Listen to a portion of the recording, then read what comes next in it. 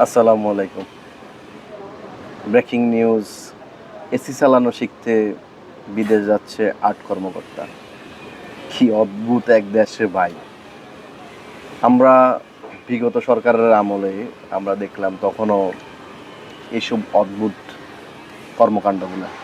খিচুড়ি রান্না করতে বিদেশ সফর, পুকুর খনন শিখতে বিদেশ সফর, টিউবওয়েল স্থাপন করতে বিদেশ সফর, কম্পিউটার ল্যাপটপ কিনতে বিদেশ সফর। এখন লাস্ট আবার নতুন করে সামনে এলো এসি চালানো শিখতে বিদেশ সফর। আমি যদি একটু দেখাই, এটা আসলে একটু দেখেন, ব্যাক ক্যামেরা দেখেন। আরটিভি নিউজ, এসি চালানো শিখতে যুক্তরাষ্ট্র যাচ্ছেন ৮ সরকারি কর্মকর্তা। আর এখানে যদি আমরা প্রকল্পের ব্যয় দেখাই, দেখেন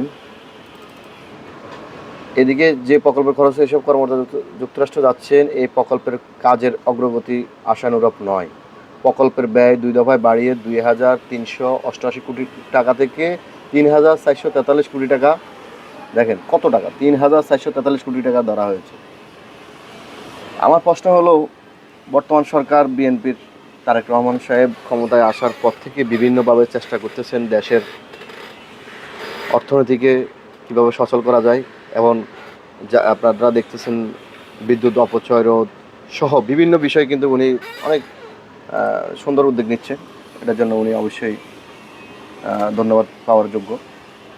সে জায়গায় এসি শিখতে যদি আমরা 3,443 কোটি টাকা প্রকল্প নিয়ে বিদেশ সফর যায়, ৮ কর্মকর্তা বিদেশ যাচ্ছে, তারা কি পরিমাণে দুর্নীতি করবে অথবা দুর্নীতি হবে, অথবা এইসব প্রকল্পের প্রয়োজন আদৌ আছে কিনা, এইসব হাস্যকর এই প্রকল্প যারা আসলে কিভাবে এগুলো পাস হয় আবার এগুলো টেবিলে উঠে, এদের বিরুদ্ধে আমরা মনে করি যে বর্তমান সমাজ, বর্তমান সাধারণ মানুষের চাওয়ার দাবি একটাই, এইসব অদ্ভুত নিয়ম এবং অদ্ভুত কারণ দেখিয়ে যারা বিদেশ সফর সহ হাজার হাজার কোটি টাকার প্রকল্পের এই দেশের টাকা নষ্ট করতেছে, তাদের বিরুদ্ধে সরকার যেন ব্যবস্থা নেয় এবং কঠিন থেকে কঠিন ব্যবস্থা নেওয়া দরকার, যেন ভবিষ্যতে কেউ এসব অদ্ভুত হাস্যকর এসব উদ্যোগ যেন না নিতে পারে। কি একটা অবস্থা! আমরা এটা একটা বাচ্চা ছেলে শুনলেও তো হাসবে যে এসি শিখতে আমরা বিদেশ যাব, পুকুর কাটতে আমরা বিদেশ যাব, খিচুড়ি রান্না করতে আমরা বিদেশ যাব।